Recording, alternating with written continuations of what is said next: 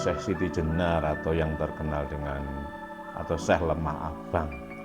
Banyak versinya sih, nama-namanya juga banyak versinya, tapi yang paling masyhur beliau berasal dari Persia bernama Sayyid Hasan Ali Al-Husaini.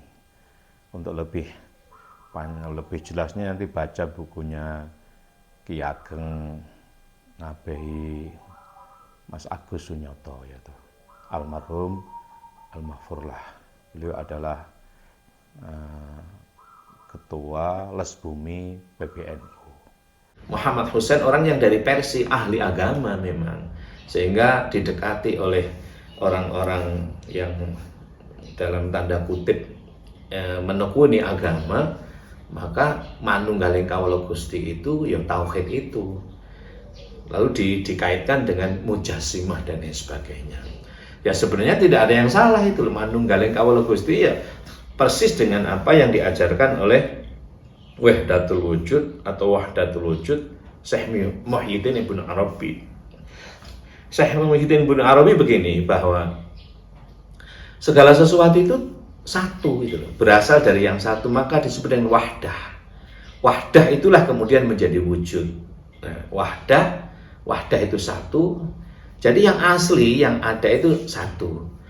Yang satu itulah ahad atau wahdah. Ahad ketika mewujud menjadi wahdah.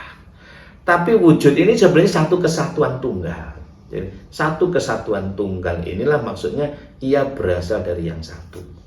Segala sesuatu berada dari yang maha ada kemudian mengada, yang diada itu menjadi ada, dan yang ada itu hakikatnya tidak ada. Kenapa? Yang ada itu karena diada oleh yang maha ada, sehingga yang ada itu sebenarnya adalah bayangan atau bukan benda, maksudnya bayangan. Jadi hakikatul wujud itu ahad, wal wujud hakikatu zilluhu. Yang ada itu satu-satunya. Hanya karena satu-satunya itu kan nggak kelihatan, gitu. Karena nggak kelihatan, itulah berupa keyakinan namanya. Nah, disinilah diperlukan satu kebijaksanaan kita dalam memahami ini. Imanmu harus kau gunakan, ilmumu kau gunakan, rasamu juga kau hidupkan, takwamu jangan kau lepas, sehingga nafsumu tidak menguasai dirimu. Kalau kamu tidak menggunakan iman, ilmu, nikmat, takwa, nafsumu akan menguasai kamu akan membantah siapapun. Sifat manusiamu akan terbantah. Baik, untuk barangkali begini ya, sebenarnya begini, kalau saya ingin menjelaskan aja, memberikan satu penjelasan dari konsep Wahdatul Wujud Ibnu Arabi dan manunggaling kawula Gusti Syekh Siti Jenar. Ini kalau boleh ditarik dengan secara sederhananya itu sebenarnya begini ya. Untuk ajaran tauhid yang kita tarik pada agama, karena konsep kajian saya adalah filsafat tasawuf dan thariqah, berarti agama kan. Tidak ada hubungannya dengan pemerintah, tidak ada hubungannya dengan politik ya. Jadi begini, misalnya kita rumuskan secara sederhana menjadi zat ya. Segala sesuatu itu berasal dari yang satunya, mana zat. Zat itu nggak kelihatan kan, ada di dalam segala kan. Zat itu tidak kelihatan, tidak tampak. Lalu nur atau cahaya jadi zat, nur. Siapa nur itu? Nur itulah Nur Muhammad, nur keterpujian. Nur Muhammad, nur terpuji.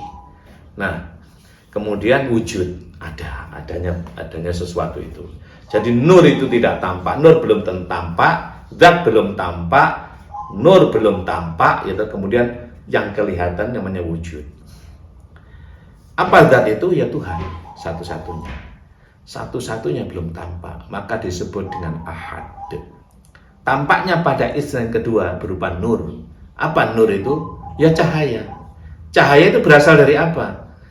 Dari zat ini. Zat bercahaya, maka wujudnya Muhammad keterpujian atau disebut dengan Nur Muhammad.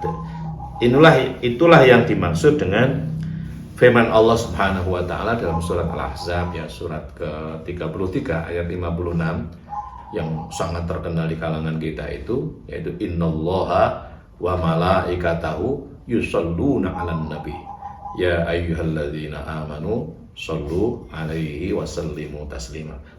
Ayat ini ketika didekati dengan syariah seolah-olah teks secara tekstual, sesungguhnya Allah dan para malaikatnya bersolawat kepada Nabi. wahai orang-orang yang beriman, bersolawatlah kepadanya dengan solawat yang banyak. Nah ini seolah-olah, nah Allah dan malaikatnya itu bukan membaca solawat. Tentu di sini ini ada hubungannya dengan Muhammad itu Sallallahu Alaihi Wasallam. Sedangkan para nabi dan rasul sebanyak 124.313 semuanya alaihi salam. Sedangkan Nabi Muhammad adalah Sallallahu Alaihi Wasallam. Kenapa? Ya memang yang disolat oleh Allah hanya Muhammad, berupa nur dulu ya. Jadi nur Muhammad itu ada pada Adam, nur Muhammad itu ada pada Nuh, nur Muhammad itu ada Isa, ada Musa, seluruh para nabi ada nur Muhammad. Dialah yang pertama kali disolat oleh Allah. Nah, maka ketika dibasyarkan nur Muhammad, ketika dibasyarkan tuh wujud Muhammad ibnu Abdullah, ibu bernama Aminah, berbangsa dan berbahasa Arab, wafat dan dimakamkan di Madinah, dialah Nabi akhir zaman. Artinya Nur Muhammad ini sudah tidak akan dibasyarkan lagi setelah Ibnu Abdullah yang lahir di Arab itu. Tapi Nur Muhammad itu ada pada Isa, ada pada Yahya, ada pada Ibrahim, ada pada Ismail, ada pada Musa, ada pada Nuh, ada pada Daud, dan seterusnya, bahkan ada pada Adam. Jadi Nur Muhammad. Maka Adam alaihissalam, kenapa? Karena wa yusolli ala nur. Dia menyambungkan diri pada Nur Muhammad. Maka dia alaihissalam. Nah, yang disolat oleh zat, oleh Allah, oleh Tuhan adalah Nur Muhammad.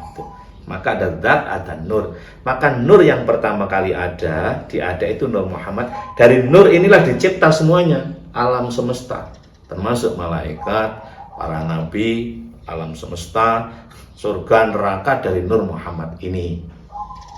Dari Nur Muhammad menjadi wujud, maka zat, nur, dan wujud.